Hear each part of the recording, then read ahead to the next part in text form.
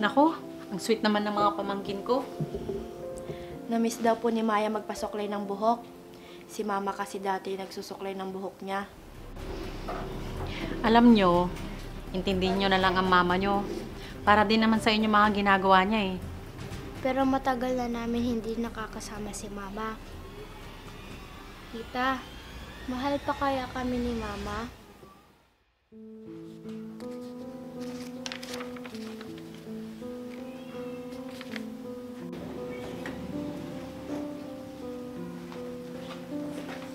Ma, aalis ka na? Oo, anak. Bakit?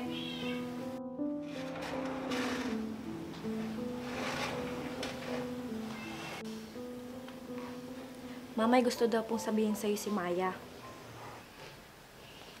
Ano yun, bunso ko? Ma, may parents meeting po kami sa school.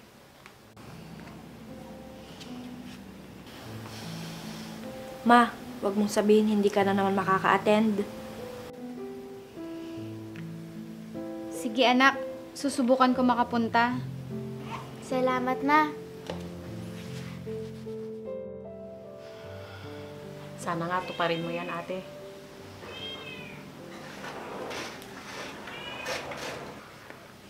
Sige na mga anak. Mauna na ako sa inyo. Hintayin nyo na lang yung school bus nyo. Sige po, Ma. Mag-iingat po kayo. Sige.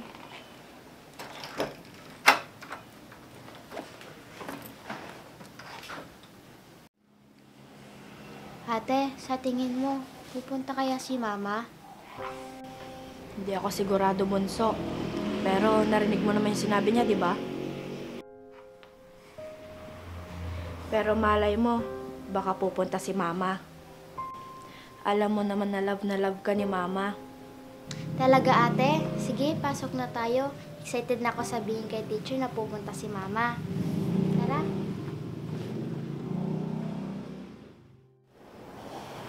Sana nga, Ma, panindigan mo yung sinabi mo.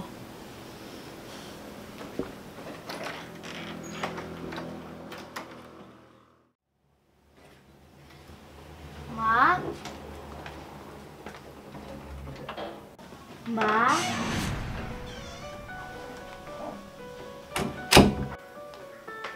Ma? Ma?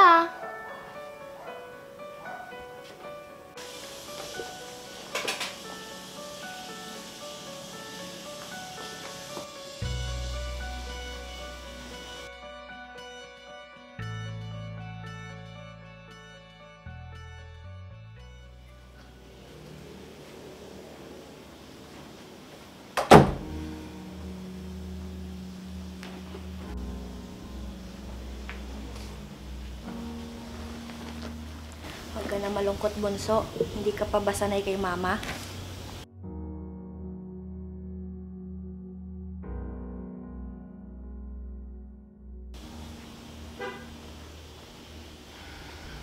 Maagang umalis ang mama nyo. May maagang appointment daw siya ngayon. Pero nag-promise po siya sa akin kahapon. Na-attend po siya sa school namin ngayon. Palagi na lang siyang ganyan, tita. Halos hindi niya na nga alam kung anong nangyayari sa amin ni Maya. Ako man napansin ko. Halos wala na nga siyang oras mag-stay dito sa bahay. Gusto mo, Maya, ako na lang umattend sa school mo? Okay lang po ba sa'yo, tita? Oo naman. Hayaan mo, kapag may kailangan ka sa school, ako na lang ang pupunta para sa'yo. Narinig mo yun, bunso? Ay di masaya ka na ngayon. Opo, ate. Pero iba pa rin po pag kay Mama. Tara na, bunso. Pasok na tayo. Sige po, ate. Sige po, tita. Pasok na po kami. Sige, mag-iingat kayo. Susunod na lang ako sa school mo, Maya. Sige po, tita.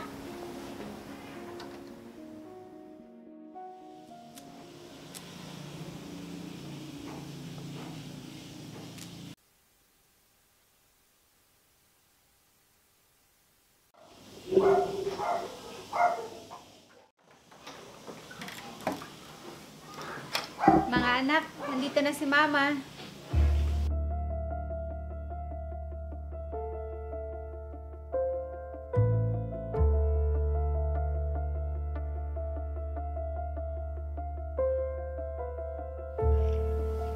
Alam ko, nagtatampo yung mga anak ko. Kaya ito, oh, pinag-shopping kayo ni Mama na mga paborito niyong damit. Salamat, Ma. Pero hindi naman po yan yung kailangan namin. Marami na din po kaming damit at iba pang mga gamit. Tapos na po yung meeting namin sa school. Si tita na po yung pumunta. Ganun ba, anak? E di wala nang problema.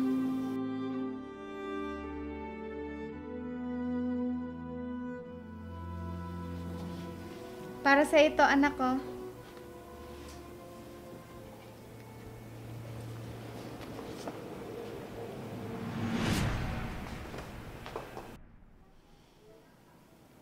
Sa tingin mo, Ma, yung mga pasalubong mo magagamot yung nararamdaman ni Maya? Mercedes, kinakausap pa kita. Mercedes! Ate, Ginawa ko naman ang lahat para sa kanila, Laila. Pero bakit ganon? ate, alam mo kasi, hindi magiging masaya ang mga bata sa mga material lang na bagay. Bigyan mo rin sila ng kahit konting panahon at atensyon paminsan-minsan. Darating ang panahon, hindi mo namamalayan. Puno na pala sila ng galit sa'yo.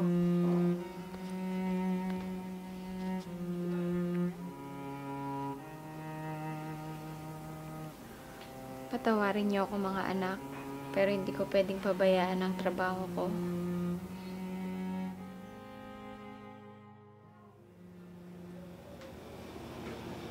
Tita, nasaan po si Mama?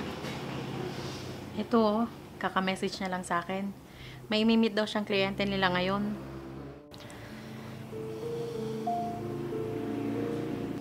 Di ba linggo po ngayon? Dapat wala po siyang pasok. At isa pa,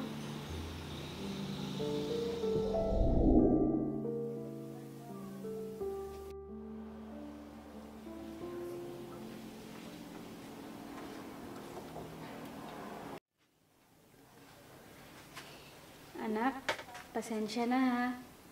Hayaan mo, sa linggo wala akong pasok. Mamamasyal tayo nila ate mo.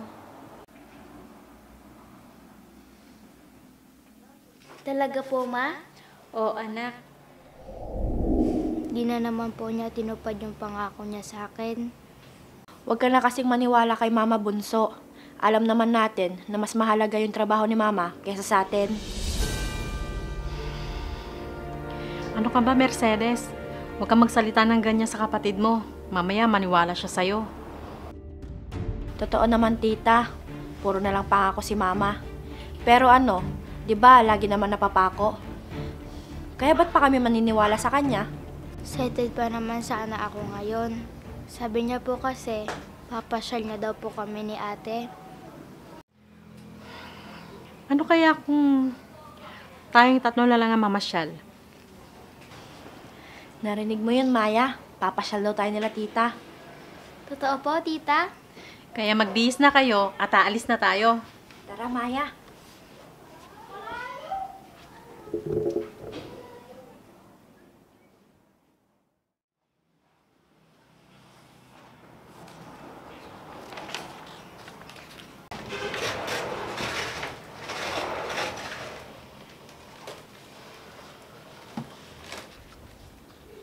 Ate, tubig.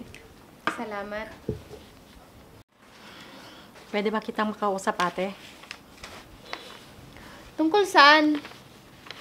Tungkol sana sa mga bata. Bakit? Anong meron sa mga bata? May problema ba? Sa mga bata, wala. Pero mukhang nasa iyo ang problema, ate. Sa akin? Anong sa akin? Eh nakita mo naman, halos hindi na ako naglalagi dito sa bahay. Puro trabaho na lang ginagawa ko. Yun na nga, ate eh. Puro ka na lang trabaho. Paano naman yung mga anak mo? Si Mercedes, lalong-lalo na si Maya. Lumalaki yung mga bata nang wala ka sa tabi nila. Laila, hindi pa ba sapat na naibibigay ko lahat ng material na bagay na naisin nila? Lahat ng luho, naibibigay ko sa kanila dahil sa pagtatrabaho ko. Pera, magandang bahay, mamahaling eskwelahan, mga luho at lahat-lahat na. Ano pa ba ang kulang ha, Laila? Hindi mo alam kung ano ang kulang, ate. Oras, ate. Oras para sa mga anak mo.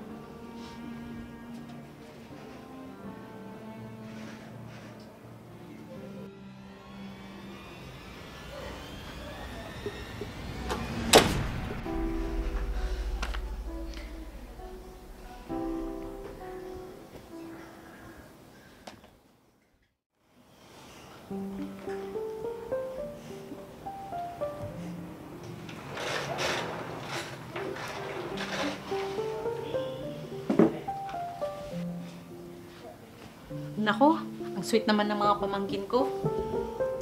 Namiss daw po ni Maya magpasuklay ng buhok. Si Mama kasi dati nagsusuklay ng buhok niya. Alam nyo, intindihin nyo na lang ang mama nyo. Para din naman sa inyo mga ginagawa niya eh. Pero matagal na namin hindi nakakasama si Mama. Tita, mahal pa kaya kami ni Mama? Nako, mahal na mahal kayo nun. Pwede bang hindi?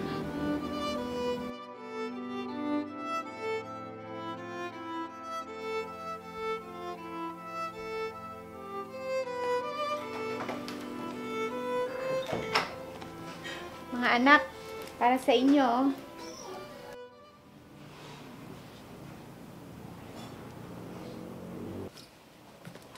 Di man lang ba ako yayakapin ng bunso ko? Hindi mo ba namiss ang mama? Sige na, Maya. Yakapin mo na ang mama mo.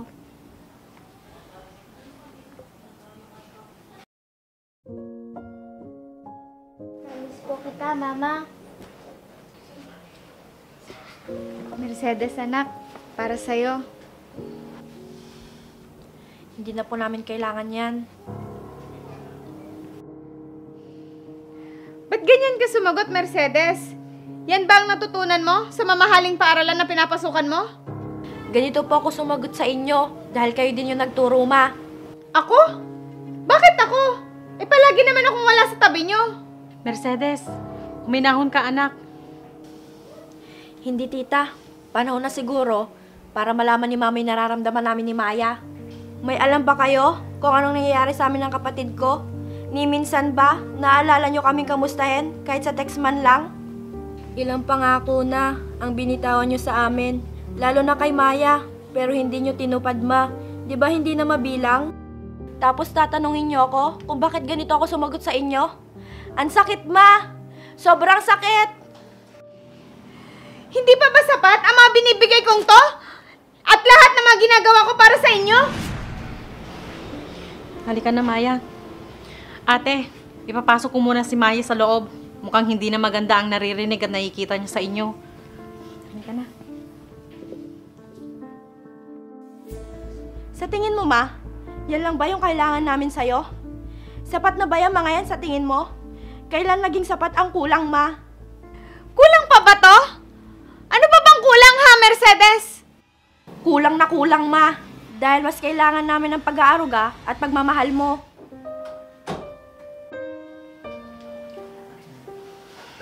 Tama na, Mercedes. Dahil kahit anong material na bagay, kahit gaano pa to kamahal, hindi nito mapupunan ang pagmamahal at pag-aalaga ng isang ina sa kanyang mga anak, Ma. Ma, kailangan ka din namin ni Maya sa tabi namin. Sana man lang, kahit paminsan-minsan, kung maaari. Maawa ka naman sa mga anak mo, ate. Kahit ako na ang sumasalo sa ibang obligasyon mo na dapat ikaw ang gumagawa, hindi pa rin sapat ang presensya ko. Iba pa rin kapag ikaw mismo. Sana man lang, paglaanan mo kami ng panahon, kahit tuwing day off mo lang naman sana. Pero ano, mas inuuna mo pa yung appointment at kliyente mo kesa sa amin. Alam mo ba ang ibig sabihin ng family day, Ma? Ate, Kami ni Maya yun, Ma. Kami nila, tita. Pero asan ka?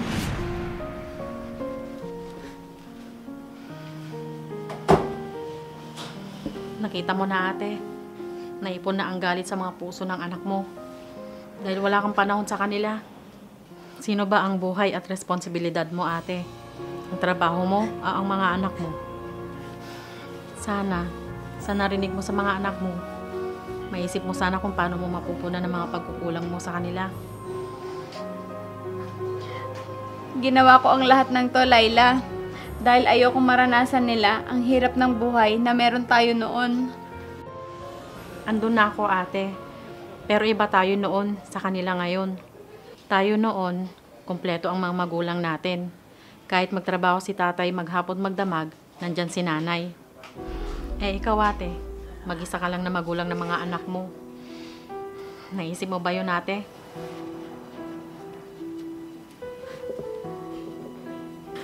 Diyos ko, patawarin sana ako ng mga anak ko.